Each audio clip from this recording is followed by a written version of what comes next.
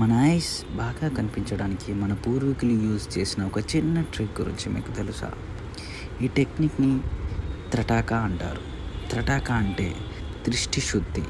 అంటే మనసుని ఏకాగ్రత చేయటం, నేత్రాలను బలంగా మార్చడం. ఈ టెక్నిక్‌ని చాలా వరకు యోగులు మరియు ఋషులు ఫాలో అవుతూనే ఉన్నారు.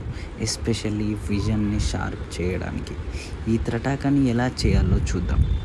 ముందుగా ఒక డార్క్ రూమ్‌లో కూర్చోండి. నెక్స్ట్ మీ ఐ లెవెల్‌కి ఆపోజిట్‌గా ఒక క్యాండిల్ లైట్‌ని 2 ఆర్ 3 ఫీట్ డిస్టెన్స్‌లో పెట్టండి. అండ్ నెక్స్ట్ క్యాండిల్‌ని బ్లింక్ చేయకుండా చూస్తూ ఉండాలి.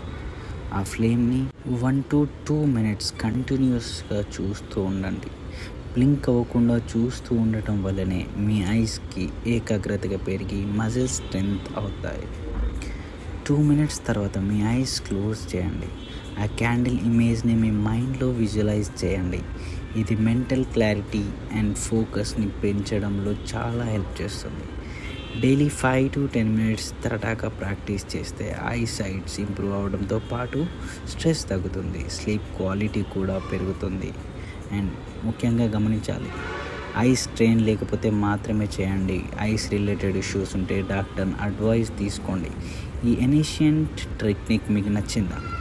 ట్రై చేసి రిజల్ట్స్ కామెంట్స్లో చెప్పండి.